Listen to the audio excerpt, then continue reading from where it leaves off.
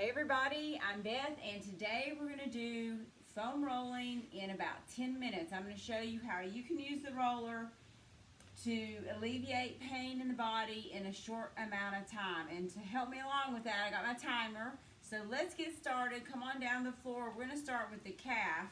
And the first thing you're going to do is put the roller underneath your lower leg. So you want to try to put both legs on top.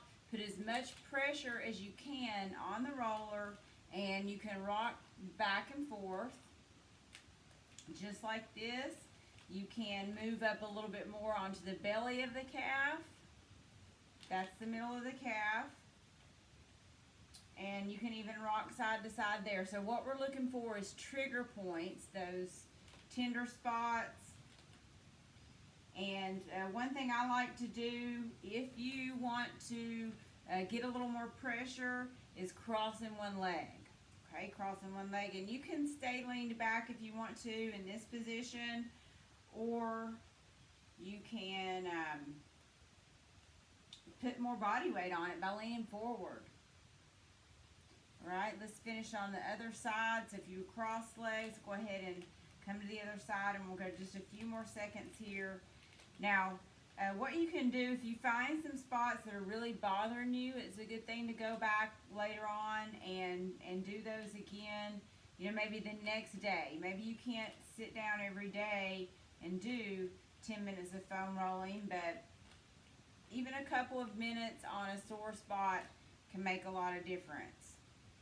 Now, let's go ahead and move to the next location. And that is going to be onto the sitting position on the glute. So go ahead and sit on the roller with one hip. My other hip is not on the roller at all. And you're just going to rock back and forth. Back and forth. Trying to find the piriformis muscles, really, that are deep in the glute. And those can cause a lot of pain.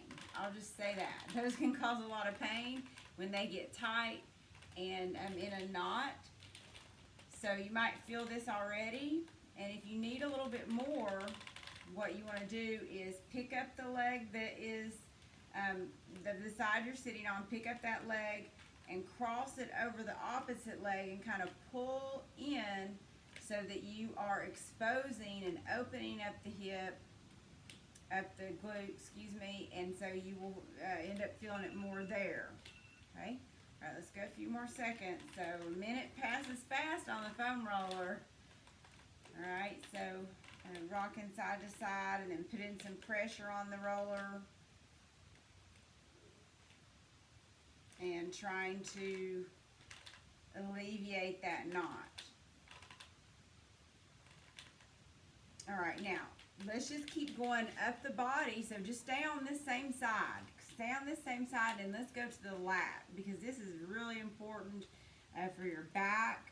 And a lot of back pain comes from both the hip, glute, and even the lat. So now I've got the roller just right at the rib cage, and there's some other muscles there too, the serratus anterior, and that might be feeling uncomfortable or tight from exercise or just various reasons. And so rolling it out is a good thing to do. So you can see I'm kind of moving down a little bit so that the roller is slowly going up under my arm a little more. So I'm rocking side to side as well. So rocking side to side is a good one here. You can also go up and down.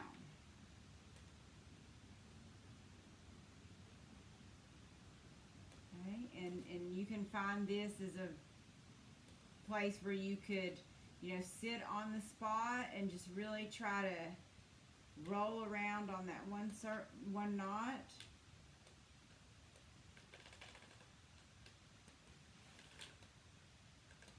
Okay, and then you can also roll and open up the arm a little bit and get back on the shoulder blade a little bit as well.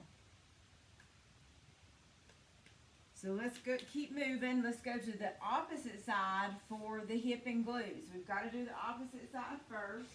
So come on up, and we're going to sit on the roller again. I'll show you from this angle so you can see how now all of my weight is on that opposite hip and my other hip is not even on the roller. So that's the goal, to try to be able to put all your weight on the roller, and this may be fine. You may be feeling this a lot because it can be intense, and it also depends on the density of your roller. So we're doing the same thing here.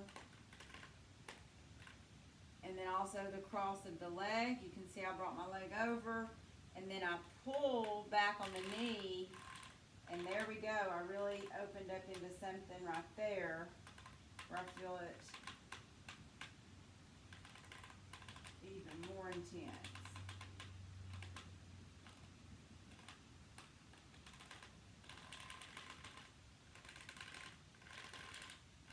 Yep, there we go, right there, okay. Alright, so let's move to the lat on this same side. So all I did earlier was go down onto my side. So for the purpose of the video, I'm going to go ahead and turn around. So we're now on our opposite side.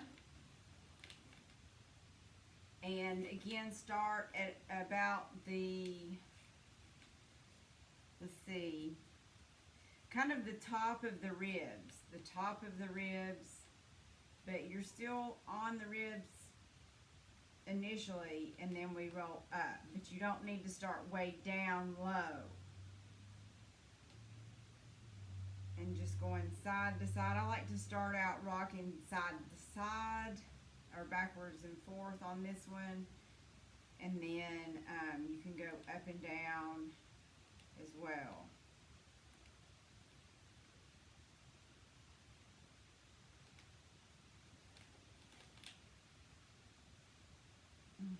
Goodness, feel it a lot in here. And another thing, again, you can, what I did earlier was kind of getting back into the shoulder a little bit more. You would roll over a little bit, and then you could even lift up the arm on some of these if you feel like it's going to help you to get to an area a little more easily.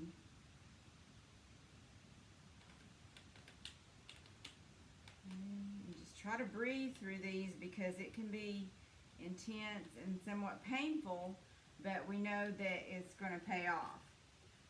So let's keep moving to the next one. We're going to go ahead and turn over on our back and put the roller just above the low back. Now, you don't want to go too much onto the low back, so it's not recommended. So start just above the low back, and then roll, take the roller up the back, and you can move a little more, this one moving up and down. You can go side to side. Remember the latissimus dorsi that we were working on a second ago is also part of the back as well. So I'm making sure to do both. And then you can even lift up the hips like into a bridge and roll up to the base of the cervical spine. So again, we don't want to go on the neck. So this would be about as far as you should roll. You can do that with your hips down as well. And I'm just giving my head and neck some support. And maybe find some spots that you want to spend some extra time on here. Might be a little more relaxing to keep the hips down. And just remembering to breathe.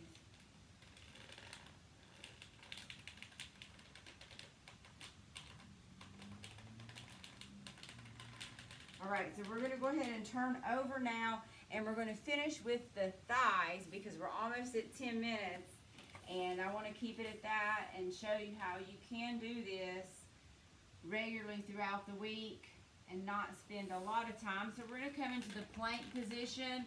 I'm going to show you a couple of options here, and then you can decide for the next time that you want to do this, which you prefer to do. So this is both thighs in plank, and I can feel this. You want to make sure you roll all the way from kind of the top of the thigh, so the top of the quad muscle, and then as you roll and move gradually, I'm moving a little faster right now, come down to about the top of the knee, but you don't want to roll over the knee joint at all. And then when you find a spot that's tender, you can rock side to side a little bit or move. Another way you can do this one is to stack the legs. So when you stack the legs, now all of my weight is on the right thigh, and I'm doing the same thing with the rolling in plank and staying on one thigh. Putting as much pressure as you can, and so keep going there if you'd like, but you can also bring one leg down to the floor. So I'm going to demonstrate that on this other side so that you can see, and that would be if this were the left leg or the only leg I was going to work on at a time, then my right leg would be out to the side.